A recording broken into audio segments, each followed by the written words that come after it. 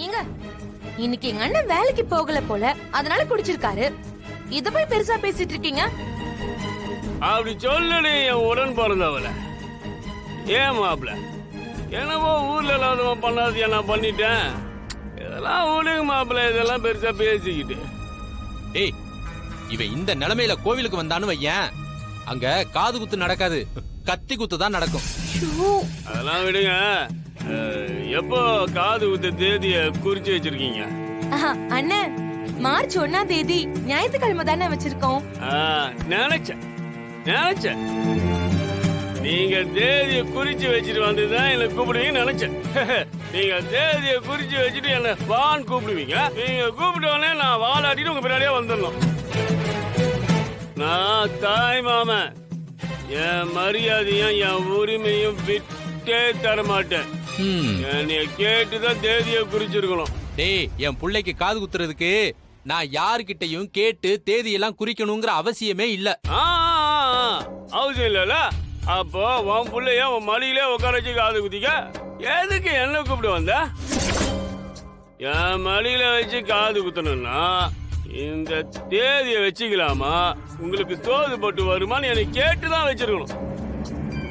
டேய், மாப்பிள்ளை இத்தனை நாள் கழிச்சு வந்து பிள்ளைக்கு விசேஷம்னு கூப்பிடுற, கொஞ்சம் அடங்கி போட. நான் தாய் மாமன், நான் எதுக்கு அடங்கி போனோம்? அடங்கிலாம் இருக்க முடியாது. நான் வரணும்னா என்னை கேட்டுதான் தேதியை குறிச்சிருக்கணும். அப்பதான் நான் வருவேன், முறை செய்வேன், என் மடியில உட்கார வச்சு காது குத்துவேன். புரிஞ்சுதா? கேட்டியா? இதுக்குதான் நான் சொன்னேன், இவன்லாம் ஒரு ஆளுன்னு.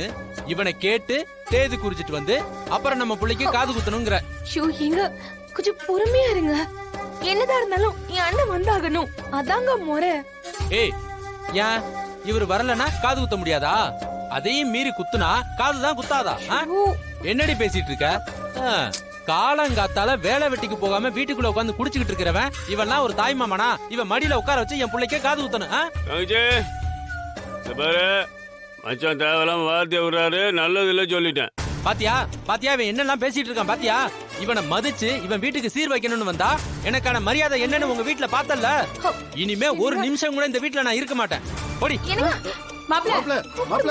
நில்லுங்க மாப்ள. ஐயோ, என்னடா இப்படி எல்லாம் பண்ணிட்டு இருக்க? அவரு உன்னோட மாப்பிள்ளன்னு எவ்வளவு நாள் கழிச்சு மொட்டை அடிச்சு இப்பதான் காது குத்தணும்னு பாக்குறாரு. ஐயோ, இப்ப போய் இப்படி பிரச்சனை பண்றிய நீ? அவர் பேசிட்டு போறாரு. இப்ப நான் என்ன பேசுறேன்? மாப்பிள்ள தானே. என்னன்னு